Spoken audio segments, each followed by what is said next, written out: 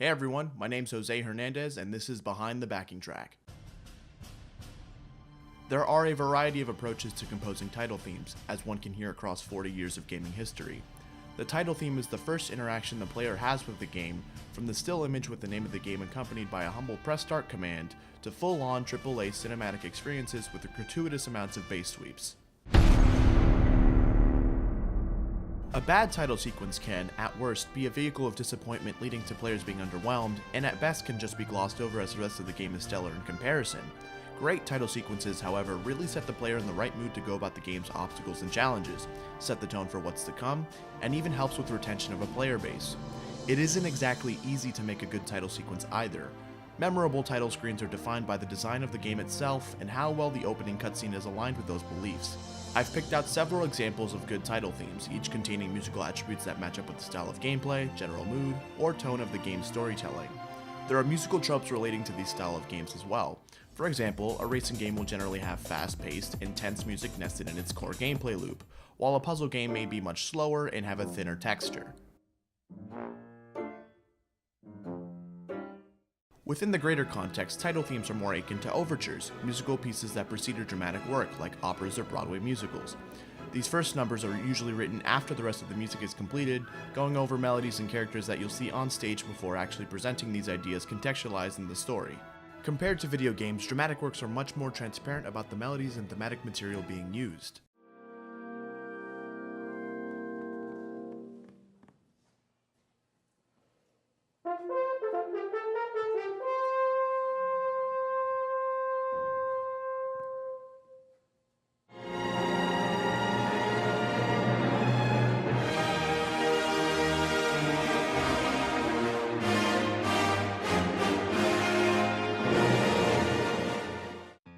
I chalk up this clear signaling to the entire experience of a dramatic work being an oral one, but I think the subtle presentation of these musical ideas and title themes is a benefit, as composers can be more nuanced in their delivery, and more observant players can be pleasantly surprised. Before we get into the nitty-gritty, I'd just like to talk about a concept that some developers can overlook. An opening sequence doesn't have to happen, at least before you press start.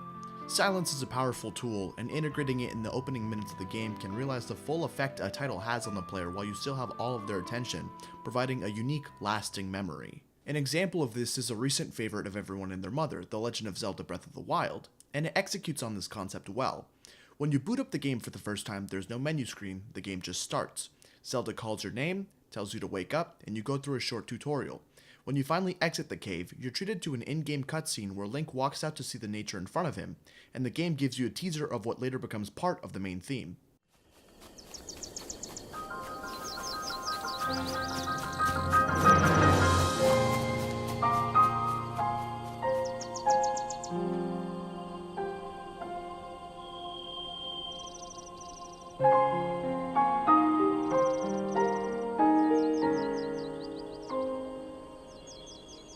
This technique really feeds into the immersion that the game advocates, and in that instance is so sudden that most players were taken by surprise and their first impression of the game was much stronger as a result. But enough about me praising the Breath of the Wild sound design, that's a different discussion for a different day. I'll be talking about Contra, Mega Man 2, Link's Awakening, Final Fantasy VII, and the Gravity Rush games. If you'd like to skip to a specific section, here are the timestamps. Contra was released in 1987 for the Nintendo Entertainment System, and was one of the first games to have some sort of music at the title screen. For comparison, Super Mario Bros. Was out 2 years prior and had no title screen music, opting to start the iconic Mario theme alongside gameplay. The title sequence is a slow scroll, accompanied by a 7-second long introduction resembling a pep band tag, giving the game a menacing character from the start.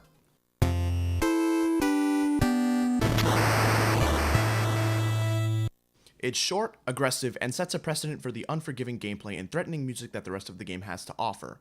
All of this is accomplished with a melody in natural minor and a bass line that makes use of octaves to incite intensity.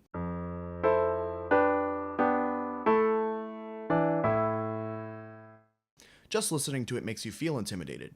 The rest of the game keeps a foot on the pedal, with melodies that develop on the minor pentatonic motif and very harsh harmonic movement.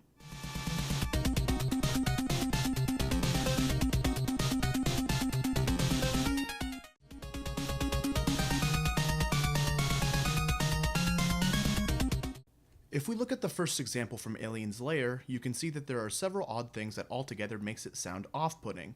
The uneven downbeats and groupings, a long note on a weak beat, tritone relationship over the bar line. Technically there's a cross relation. The melody harmony parts are first in E flat minor and then move to F major, all with a C pedal tone.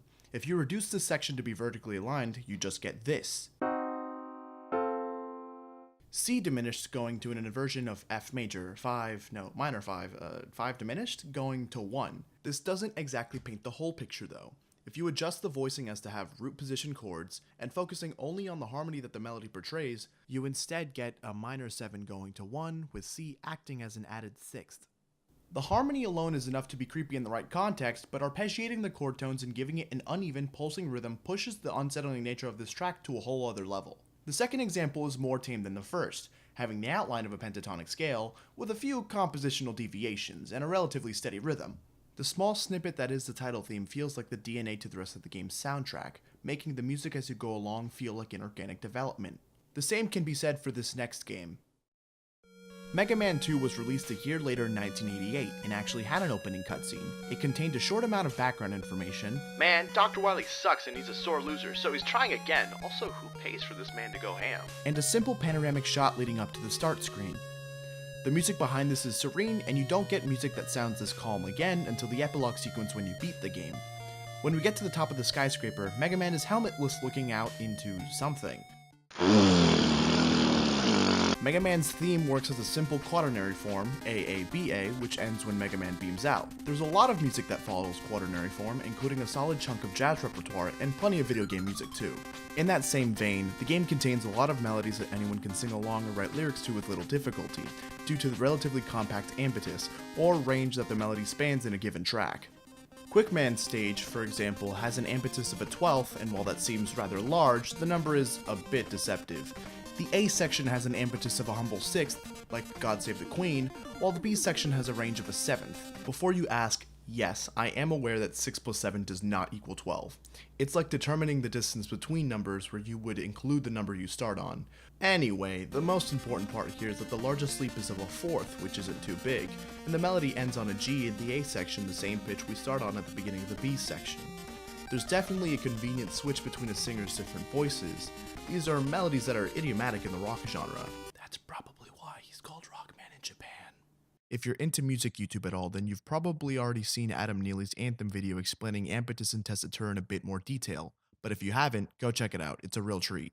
While writing this script, I realized the formal similarities that Dr. Wily's Castle and the main theme have, and the best part is I don't even have to explain it, Smash already did for me.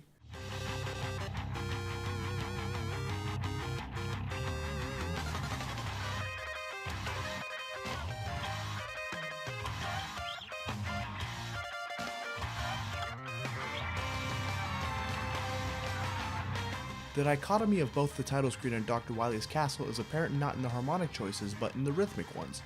With both themes having the exact same rhythm as the bass for their respective melodies, the way each one spins out in relation to the character and feel makes Dr. Wily's Castle feel like a natural counterpart of the main theme.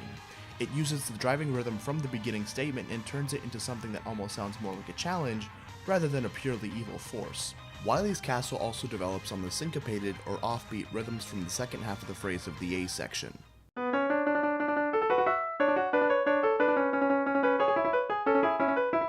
Just about everything else in this game is catchy too, even the password screen, and it's only 8 bars.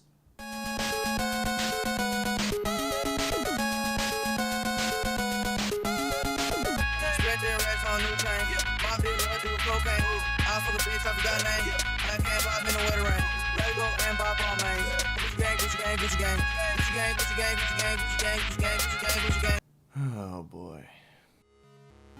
Fast forward a couple years to 1993, and The Legend of Zelda: Link's Awakening has just released for the Game Boy. This title sequence opens with Link struggling for his life against a vicious storm in the middle of the ocean, when suddenly lightning strikes upon him. Unconscious, Link manages to get carried by the waves to shore where Marin finds him, and the camera pans out to the top of the mountain, where the egg that contains the windfish sleeps. When the egg shows up at the end of the title sequence, we've arrived to the title screen and the classic Legend of Zelda theme begins. This opening sequence is one of the first to actually work with thematic devices in a clear fashion instead of vague melodic figures and moods like the games we've already talked about. Most of the material heard comes from the same classic Zelda melody, not only in its original form, but also in interesting iterations. The themes in the opening portion of the game still have that melodic semblance, but usually start on beat 2 instead of beat 1, leading to this slightly displaced feel and fresh sound. Throw in a few different rhythms from the original melody, and what you end up with sounds different enough to justify its own place.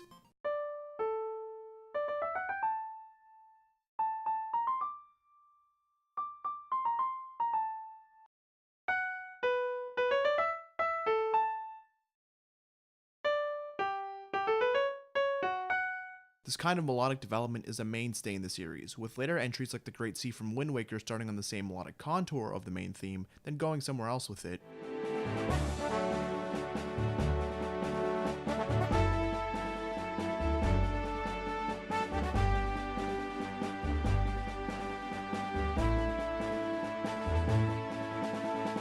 And the Ballad of the Goddess from Skyward Sword being Zelda's lullaby, just in retrograde.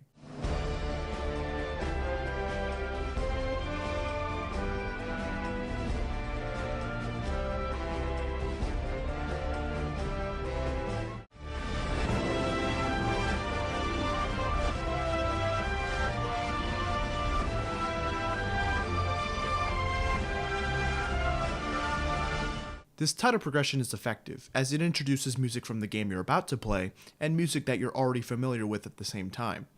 The Pokemon games have been doing this since the very beginning with Red and Blue, and hit its stride with the release of Ruby and Sapphire, where the music from the opening sequence could be heard at different points throughout the game, with the most obvious quotations being in the Black and White 2 sequence.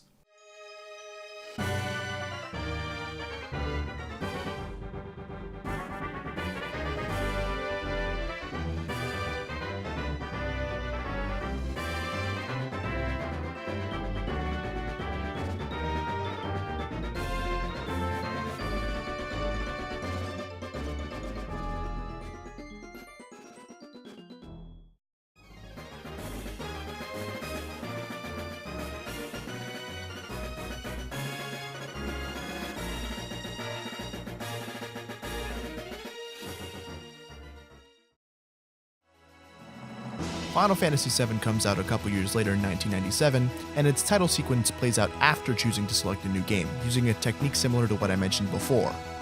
We're given our first look at Aerith, wide angle to the city of Midgar, and a train that's arriving at its stop.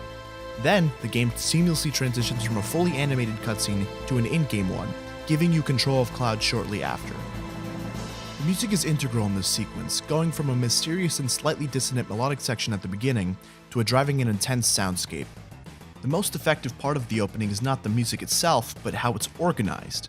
Uematsu basically makes two different tracks into one large piece, where Bombing Mission ends up being this gigantic A section, and Mako Reactor ends up being the B section. When Cloud sets the bomb, the first boss of the game triggers the return of Bombing Mission, a clinical ternary form. This sequence makes a strong initial statement, both musically and thematically. Final Fantasy VII is the definition of a somber game. There's not a lot going for any of the characters, identity is one of the bigger themes of the plot, and throughout the story the state of the world continually goes from bad to worse. The thing I love most out of this opening sequence is that it presents the harmonic language that you'll be hearing throughout the game very well. The use of a planing mechanism, which is when you shift an entire chord a certain interval for a harsh effect, in the opening is apparent in tons of places.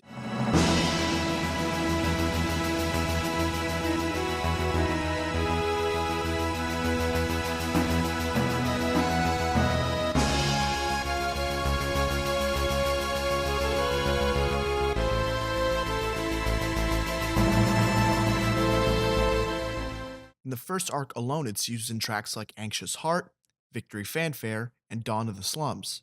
In the beginning of Anxious Heart, we get to the same planing interval of a minor third down from the opening, except now it's in a minor key, going from F minor to D minor. This repeats once and then has this interesting motion. We jump from raise 6 to flat 3, and in minor this gives us this tritone jump from D to A flat. This feels like a false 5-1 motion where D would be moving up to G, but instead lands a half step higher. This gives us a shift to the relative major at the same time. From A flat we have another planing interval, this time of a major third up, to C. This repeats, and the second time sets up a suspension for a clean return to F minor.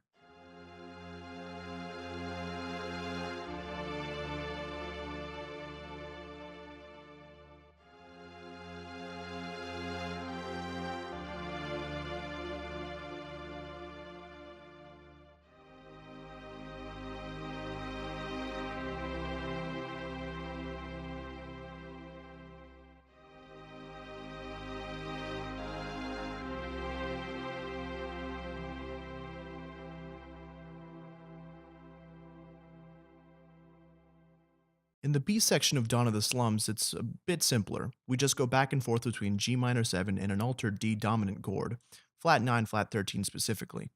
You can guess what happens next, a move down that same minor third interval to do the same thing, this time from pivot points E and B.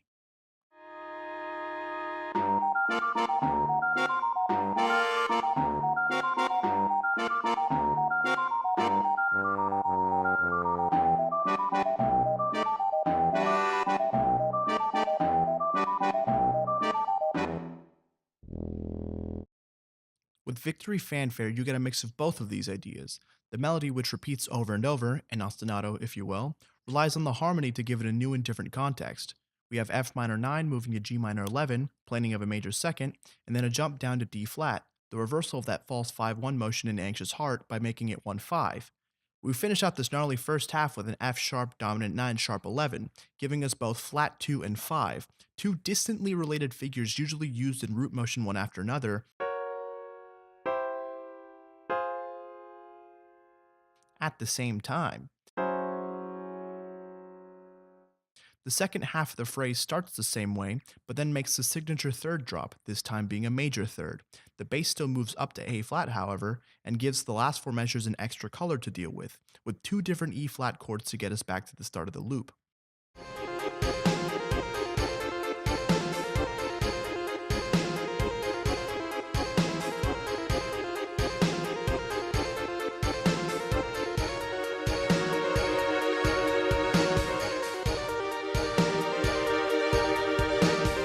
When the actual main theme of the game finally comes around as the overworld theme, it does so in a fashion that we've come to expect, small moments of beautiful tonal harmony followed by dramatic twists and turns. Uematsu understood the need of dissonance to pace the player's ears and to maximize the emotional response from storytelling. This piece unsurprisingly features planing, but does so in a way that functionally leads into a cadential pattern instead of just going back and forth between a few chords, something Uematsu has made our ears accustomed to this whole time. That ever so slight difference of harmonic expectation brings us into another well-known device, the Mario cadence as some like to call it.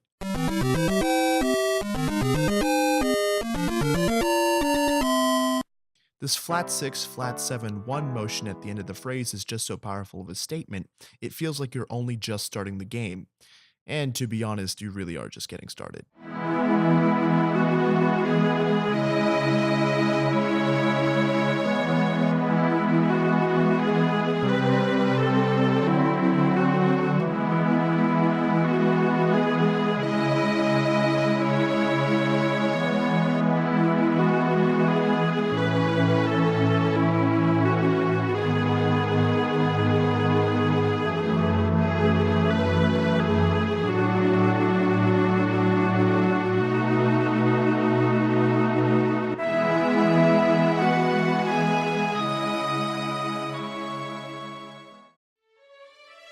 The Gravity Rush games both have immaculately written scores, no surprise given Kohei Tanaka has been writing for One Piece with Shiro Hamaguchi since before this millennium even started.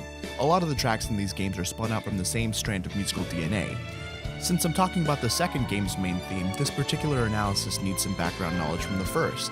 And while Gravity Rush 1 did have an actual title screen theme in Gravity days, the discovery of gravitation ends up being the melody used as the base for the musical narrative, including the title theme of the second game. Gravity Rush's opening cutscene has a very relaxed melody that starts on 5, slowly making its way down to 1, just like gravity is acting on the music itself.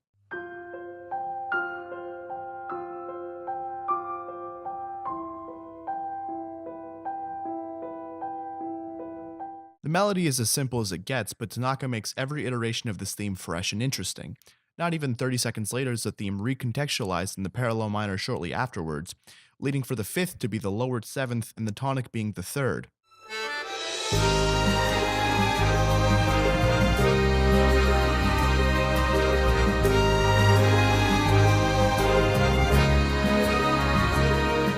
The intervals between each note of the melody stay the same, but the simple shift up maintains that mood while being engulfed in a different harmony altogether. This theme motive hybrid is subtly interpreted throughout the rest of the game's soundtrack and really digs into the same idea as the minor recontextualization. Where can I lead the music if this melody starts here instead? This question is answered in the major hub themes like in Vendicenter and Aldnoir. The beginning of Vendicenter's B section is a good starting point even as it comes towards the end of the game. The oboe keeps it simple and makes the general shape of the melody while bouncing back and forth, a small nod to how far you've come, before the strings take the reins back and continue the piece.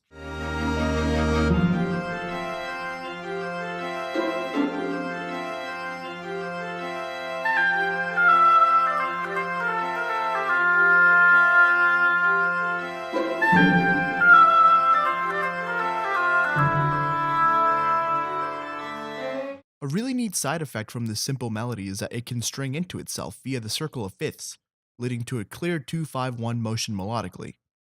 Aldnoir, on the other hand, is the first location of the game, and as such, it has tastings of that falling melody sprinkled all over the place. Take this first bit of the A section.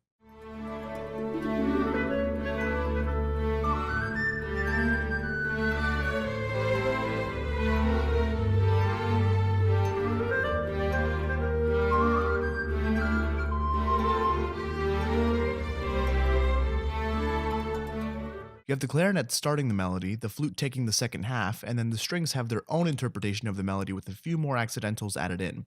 This is a textbook example of sentence structure, where in a phrase you have two short iterations of a melody, and then one longer development of that same melody. It's a tried and true method of making something sound complete, and Tanaka follows that same structure to lead to a cadential point and repeat. The B section moves to E major, just a step up, and the harmony moves much farther away here, with almost constant turnaround motions or 2-5-1s. We also hear an actual modal modulation of the melody, followed by some more fragmentation and then transition back to A.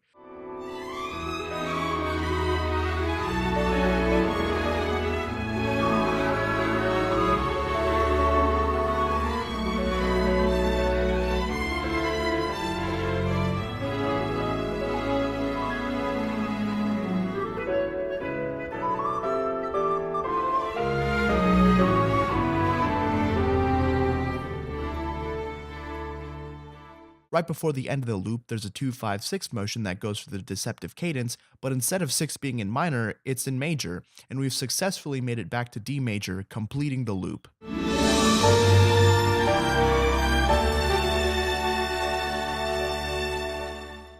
With that aside, we can now talk about Gravity Rush 2. Gravity Rush 2's main theme is dance-like, and the melody introduced by the trumpet is captivating. At first, it doesn't seem like the melody is all too similar to Discovery of Gravitation until you look a little closer. The beginning of Gravity Rush 2's title theme starts on the second and moves all the way down to the dominant. It's missing this little guy here, giving it a more regal sound than its counterpart,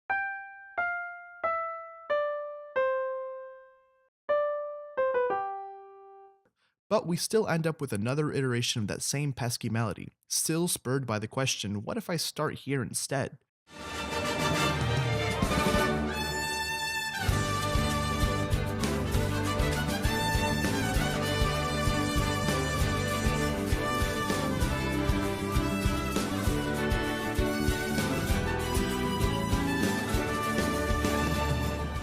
Of course, we can't forget about the contrasting B section in this track either.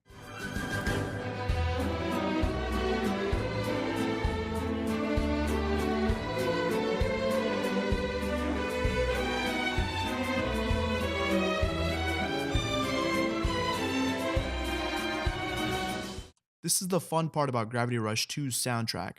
There are now two melodies, 3 if you count Raven's theme, and two distinct methods of developing them: the subtle motivic style, where the melody is made to fit the situation, and the more direct recontextualized style, where the melody is brought in as is at different points in the game to push the narrative forward.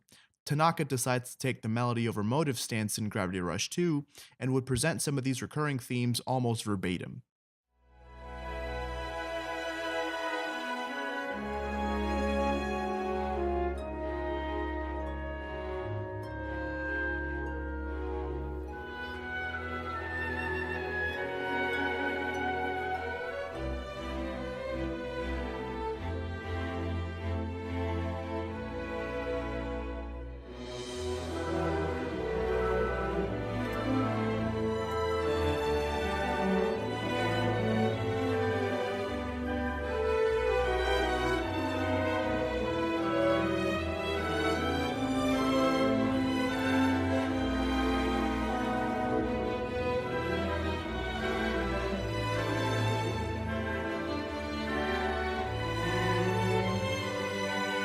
Both soundtracks have their own merit, of course, but it's interesting to see two different approaches taken by the same composer writing for a single series. In all, these are just different techniques used by these composers to flesh out the sound of a game from one of, if not the most important thing they write for a project. They don't necessarily need to be strict devices that you stick to for the entirety of a game like Yoshi's New Island, rather they can serve to add an extra narrative layer at key moments. The player, of course, has a choice to actively listen to the music from start to finish, and composers want to reward them with a richer experience for doing so. That's about all I've got. I hope you learned something new. I sure did writing this script. I'll be releasing more videos about music and games, movies, and TV in the future, so if you enjoyed this video and want to see more, go ahead and subscribe. Of course, if you want to talk about the music I went over in this video in the comments, feel free and I will definitely answer. Last but not least, if you're interested in listening to professionals around the music industry talk about their experiences and insight, check out this playlist of interviews. I'll be interviewing a few more people over the next few months, so watch out for those as they come. Take care and thank you for watching.